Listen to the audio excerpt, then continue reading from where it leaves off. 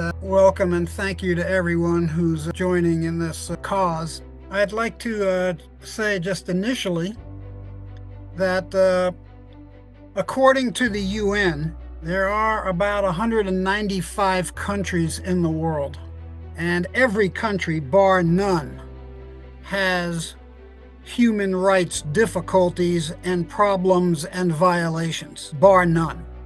People are imperfect, governments are imperfect. It is only logical that all countries tragically suffer these issues.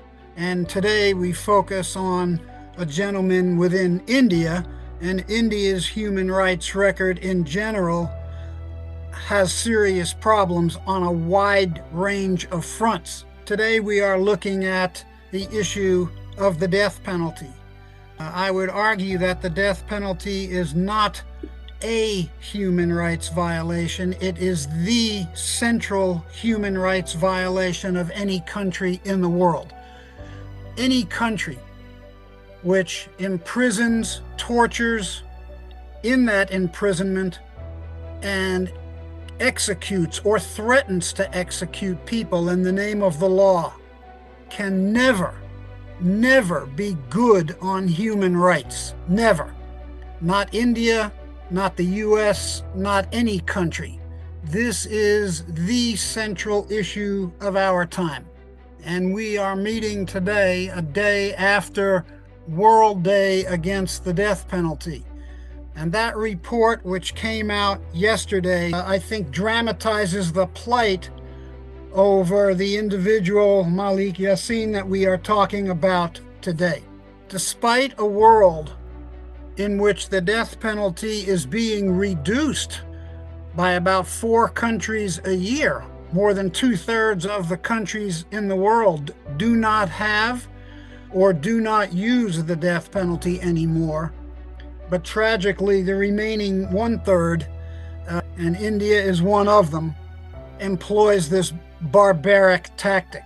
The report yesterday on the global status of the death penalty in the world highlights numerous issues that affect all condemned people, and especially Malik Yasin.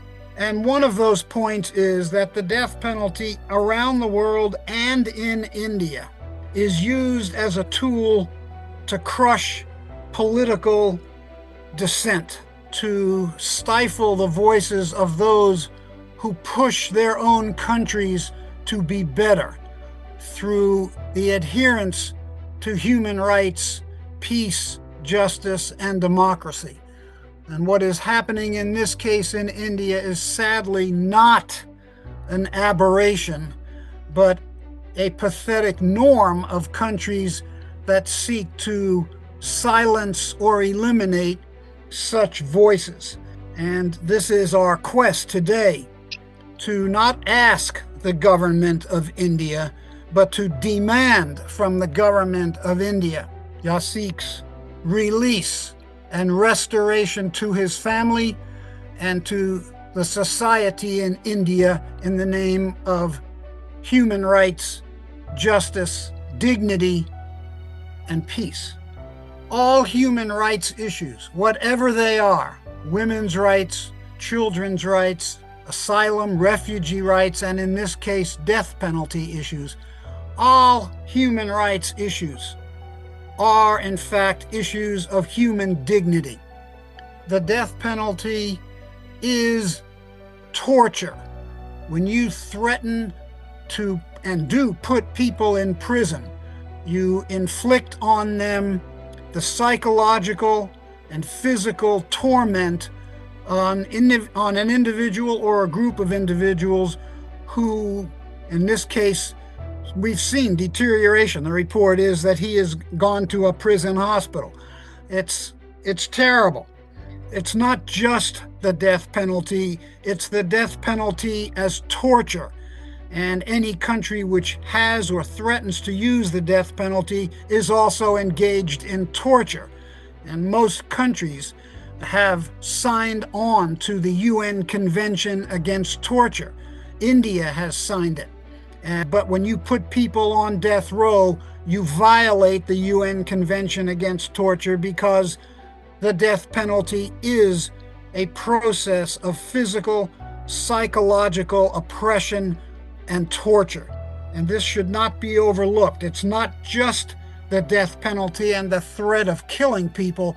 It's the tortuous conditions under which people are imprisoned physically and psychologically before they are either killed in the name of the law or even to be freed, as we want in this case. Mr. Yasin Malik will be a torture survivor when he is released. And this is the best that we can hope for, that he will be restored. The death penalty is violence. It is violence in the name of the law.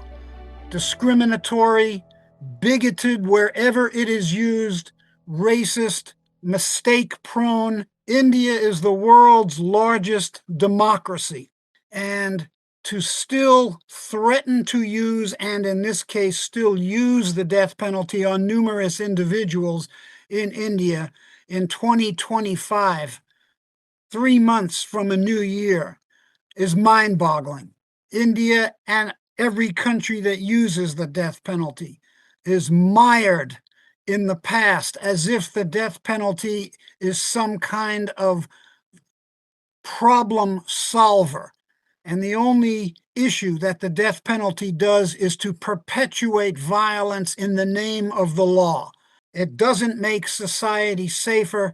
It doesn't move India forward in a humane and justice way.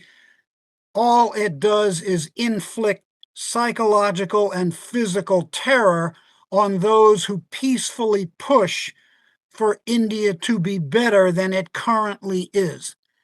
I repeat, India is not alone in this effort. These same comments could be made about this country from which I speak, the U.S. But today we focus our attention on one individual, a leader of peace, dignity, humanity, human rights, and justice, who is incarcerated under the threat of death in India. And it is not acceptable. It is not acceptable for India to use the law to inflict torture and potential death. India must do better. There must be an end to the death penalty in India. What a shining example India could set as the world's largest democracy to end this barbarous practice, a practice which was inflicted on India by its colonial occupiers, the British, and which remains today in the name of law in India. It's almost hard to believe that we are talking about the death penalty in such a country as India. This issue of flawed security, that somehow India would be made better if Malik is eliminated permanently, is bogus. And the ability of politicians in India, from whatever party they may belong to, India must face the truth and commit itself, rededicate itself, as all nations must do, to Article 1 of the Universal Declaration of Human Rights, which affects all 8 billion people walking around this planet. Article 1 states clearly, all human beings are fundamentally entitled to a life with dignity and rights. And the word dignity comes before the word rights. And there can be no dignity in India as long as the country threatens and uses the death penalty against anyone, and especially against nonviolent political people who are imprisoned for no reason other than who they are and the voice of change that they wish to instill in their own country. The day of the death penalty should have passed, and it is our hope and fervor today that this seminar and the renewed call will help spur India to become better than it is. And in this cause, we are united. No death penalty anywhere for anyone for any reason. Thank you all, and may God bless.